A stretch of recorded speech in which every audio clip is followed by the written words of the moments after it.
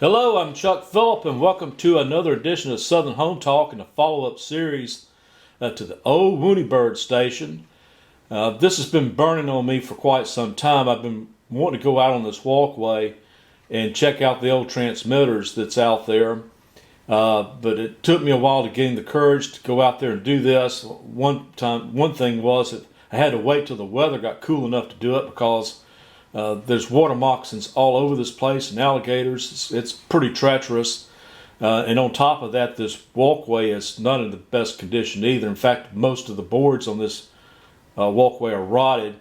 But, you know, being a home inspector and being very familiar with this type of lumber, I could tell that the center beam of this was probably a higher grade of treatment than what the top boards were.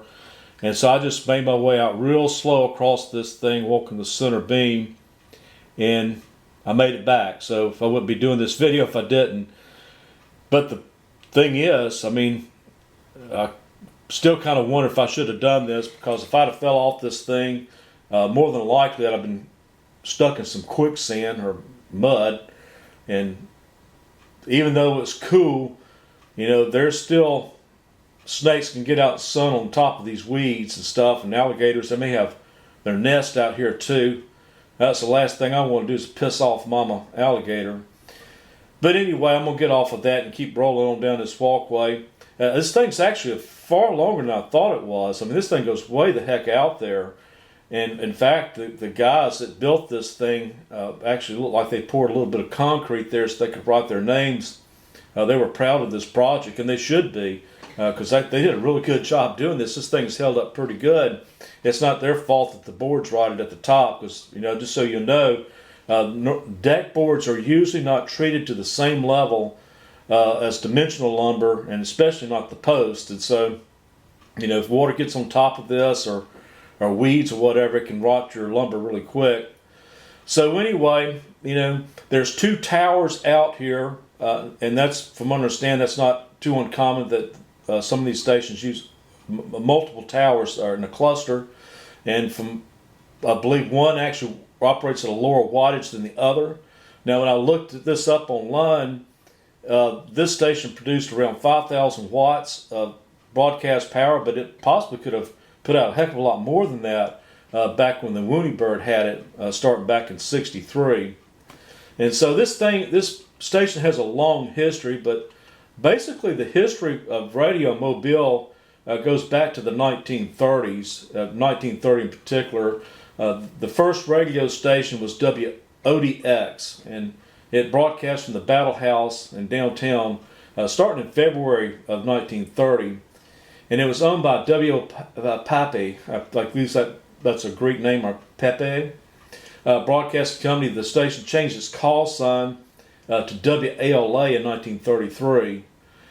There's a book out there called The Alabama First Broadcast Stations by Harry Butler, and he says that the call signs WLA once stood for "We are loyal Alabamians."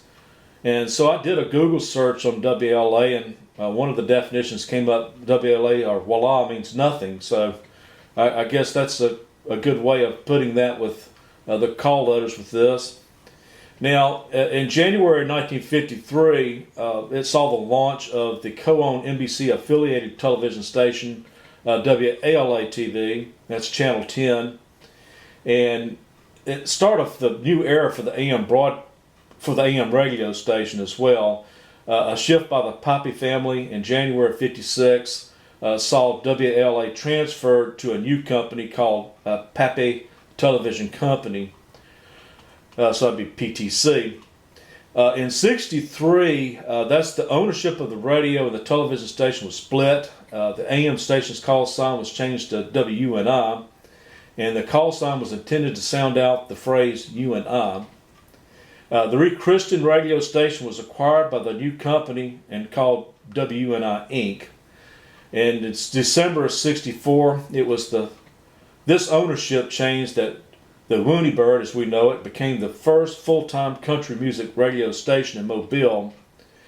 The station was sold again, and this time the similarly named radio station WUNI Inc. on August 1976. So I guess they had another sale of it in '76, but it pretty much remained the same. But I remember this radio station extremely well, especially during the 60s and 70s. I was raised by my grandparents, and I had what we called a radioactive household. My dad listened to a lot of radio, but that's what he grew up with, and he was born in 1910. And so that was just the format that they used for many years, and he just stuck with it. And I had to listen to all these old country songs back in the day when that station was broadcasting. And we had several radios in the house, and one like this on top of the refrigerator. And it also took several minutes for the thing to turn on too, because it was an old tube radio. So in October of '83, radio station WUNI Inc. Agreed to sell the station to the country music legend Mel Tillis through his Tillis Communications. And I found that kind of ironic because back around '86, not too long after this happened, I did a show with Mel Tillis and Victoria Hallman in Gulf Shores. In fact, we were the band for Victoria Hallman. She was one of the stars on Hee Haw, and he was the front act of that. And so I talked with Mel Tillis for a little while before we had to go do our show with her. And I kept waiting to hear all this stuttering and stuff, but he didn't seem to do a whole lot of that when I told him. He seemed to talk really good. And of course, he never stuttered when he sang. And I thought that was kind of cool. But anyway, the deal was approved by the FCC in 1983. Tillis had the Federal Communications Commission sign a new call letters called WMML, and that was in January of '84 with his sister station KMML in Amarillo, Texas. The new call sign stood for Mel Tillis as a play on Mel's famous stutter. WMML continued to air the country music format it had adopted back in 1964. And I could tell you this, when I lived in San Antonio off and on since '69, they had some really good country music radio stations out there that played just good country music from this era. And I was never really a big country music fan until I became the bass player for Terry Goins back in the 80s. I think I started with him in '85 or '86. And I really fell in love with it as a result of that. And I still like country music to this day, but it's the old country music that I like to play. I mean, I realized that's really music that has a lot of feeling, and Terry Goins could do a fantastic job with it as well. And that's why we were able to do some of the things we were able to do with Mel Tillis and Victoria Hallman.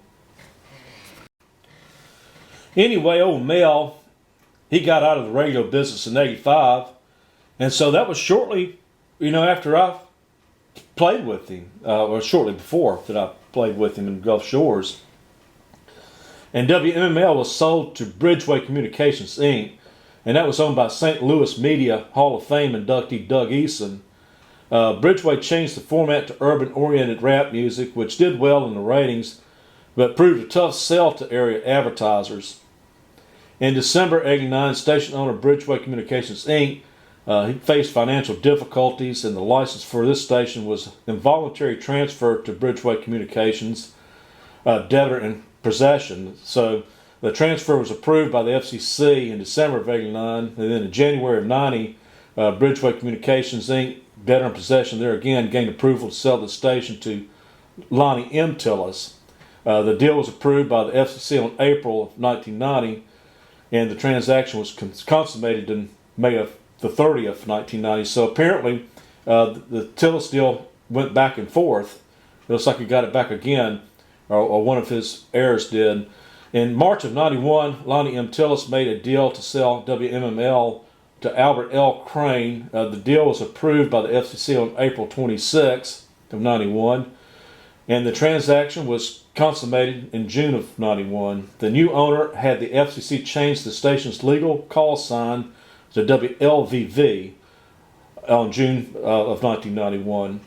The station aired religious programming branded as Love Radio. Now, in February 1997, station owner Albert Crane died, and on April that year, his wife, I'm assuming wife, Joy Crane Johns, applied to the FCC to have the license legally transferred to the estate. The transfer was approved in 97, and the transaction was also completed the same year, May of 97. In February of 99, the estate of Albert Crane reached an agreement to sell this station to WLVV Inc., based in Baytown, Texas, for a reported price of $263,000. That deal was also approved in 99, and the transaction was consummated in the same year. The station switched to a black gospel format, branded as Victory 410, under the slogan "The Voice of Victory." The station's transmitter site and broadcast tower were severely damaged by Hurricane Katrina, which I was kind of surprised because it's held up through the rest of them, and has been operating under a series of special temporary authorities since that time of 2005, and so until repairs could be done to it. But I'm pretty confident these towers haven't been in operation for probably more than 5 years, so they're just dead in the water and there's nothing going through them. I guess maybe there'd be another radio station going into this thing, because I know they had a dumpster out front and they seem to be cleaning the place out, so we'll just have to wait and see what becomes of this. And so there's actually a little bit, let's go ahead and just finish this thing out, because I know there's some radio buffs that might want to know this. This is the last paragraph. In July of 2009, WLVV Inc. reached an agreement to sell this station to Archangel Communications in Fairhope. The deal was valued at $125,000. It was accepted for filing by the FCC in August of 2009, approved by the Commission in September, and the transaction was consummated the same September 2009. The new owners flipped to a Catholic radio format. They had the station's call sign changed to WNGL on October of 2009. So I guess that kind of sounds like Angel, WNGL. And so that's where it stood, guys. That's where it's kind of ended up around 2009. That's all the history that I can find on this. But I think that this has lasted the longest as WUNI Bird, because, like I say, it was 1963 when it started, and 1984 when it signed off. I'll take that back, it was 1986. And so it was a long time, 40-something years it stayed on the air. So, and the building's probably been there since the 1930s. And when I was walking out across this swamp back here on this boardwalk, I noticed that, the tower itself, and that's what these things lead to. And I noticed they had these big insulators at the bottom of these. And so it appears to me like this is probably the original base to these towers, and they may have just changed the tops out on top of this, and had, I guess, a cable conduit that went out that probably ran the bottom part of this walkway, because I could see some of it as I went down this thing, and that's what fed this from the building back. And it must have been a heck of a lot of voltage to have done that, because look at the size of the outlets at the building itself. I mean, they must have had some massive voltage going out to these towers. So, it was a pretty interesting trip for me to make. I'm glad I went out there and did this. I mean, I would have never thought that this would have went that far back out there over the swamp, but I guess that's where they needed to be for safety, because I guess if they fall, you don't want them falling on top of your building. And I guess it puts it out there in the open as well, so they can get a better shot of communicating through them too. All right, guys. Well, I don't know if I mentioned this. I think this station operated around 5,000 watts, but it could have operated on higher power back in the day. And I do know that it's actually hazardous to get close to these things while they're in operation. In fact, it can kill you from a distance if they're in high energy mode. But, this was dead in the water, so I won't worry about that. I was more concerned about the damn water moccasins and alligators than anything else. Hope you enjoyed the trip out there, guys, and I made it back. Take care. Bye-bye. There are hamburgers, and then there are hamburgers, like the kind you get at Whataburger. Fresh as it can be. It's more than a hamburger. It's a hamburger. And at Whataburger, well, you never pay extra for lettuce and tomato. That's why hamburgers go by lots of names, but there's only one way to describe a hamburger, and that's a Whataburger. Hey, you know there's a big difference between a Whataburger and all the other burgers. Whataburger Cooks. makes their burgers just the way you want it. And you can order a Whataburger with just the right Ingredients. the fixings that you want. And Whataburger never skimps on Quality. value. So remember, It's not just a hamburger, it's a Whataburger!